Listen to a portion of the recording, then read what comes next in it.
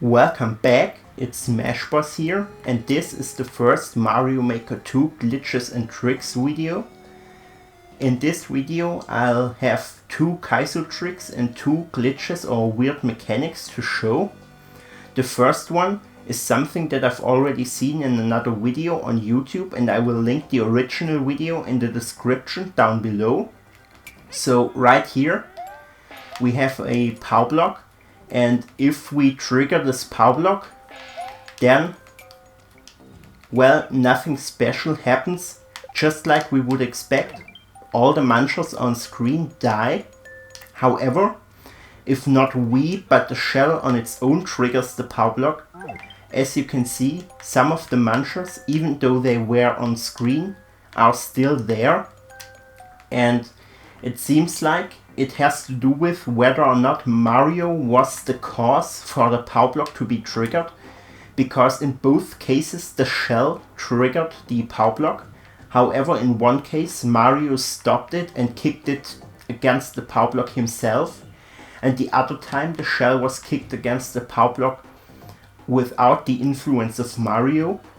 And as you can see, when the shell is moving on its own, it doesn't destroy all munchers. And when Mario hits the shell and kicks it himself, then suddenly all munchers get destroyed. This works the same with bombs, so if I have the POW block on a destructible block and a bomb blows up by its own, the POW block will not destroy all munchers on screen. But if Mario hits the bomb and it then blows up, then it will destroy all.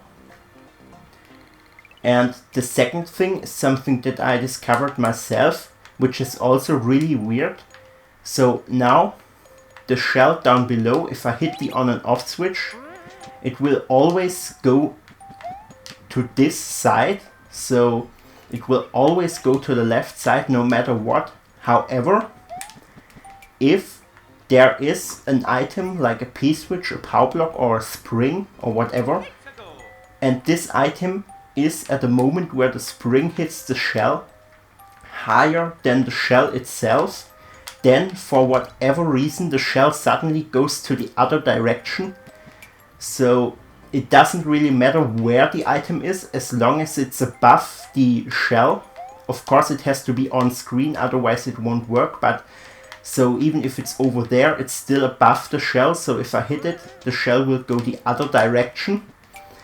And basically what you could do with something like this is like make your own clear condition. So right now, for example, there is no way that the shell will ever go to this side, because there's always a P-switch above the shell, which means that when I hit this block, it will always go in this direction. However, I can basically make my own custom hit all the P-switches clear condition by using this mechanic, because let's say I put 3 P-switches over here, they're all above the shell and they're all on screen, so that means that only once I hit all the P-switches the shell will go the right direction. So if I hit only 2, it will still go right there. Only if I hit all 3 of them, there's no P-switch left that is higher than the current position of the shell. So then the shell will go in this direction. So then let's move on to the Kaizo tricks. The first one only works in the night airship theme, and that's because of the special physics that bob-ombs have in this theme. Like other enemies, bob-ombs in this theme have slow physics, but Mario still has like normal jumping physics. So with the new physics of the bomb you can actually do this. And as you can see, the bomb goes in the right angle for Mario to bounce off of it over and over again. So you can do something like that. You can even do full jumps and make the bomb go a little bit lower. So like that or something. You can really do cool tricks with this. And basically that means that you will never need ground again in a Kaizo level in this game style. So the next Kaizo trick has to do with the Super Mario 3D World style, since it depends on the hammer power-up.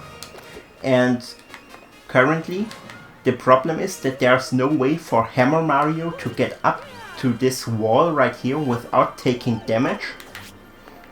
Of course there is one way, because Hammer Mario could produce boxes like this and then stand on top of them, but the boxes are not the solution in this case. The solution is the fact that Hammer Mario gets bounced back if he throws his hammer against a wall that he cannot break.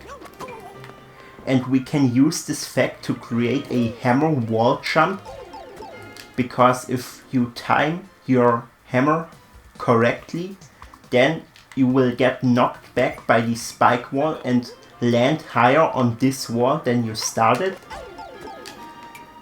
But you have to attack with the hammer immediately after you do the wall jump of the real wall.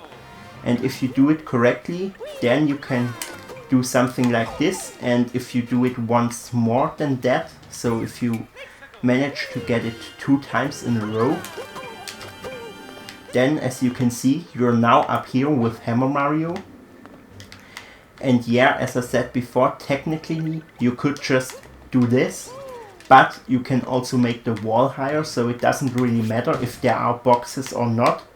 The trick is just to over and over do this right here. And that's it for today, and I hope you enjoyed the video.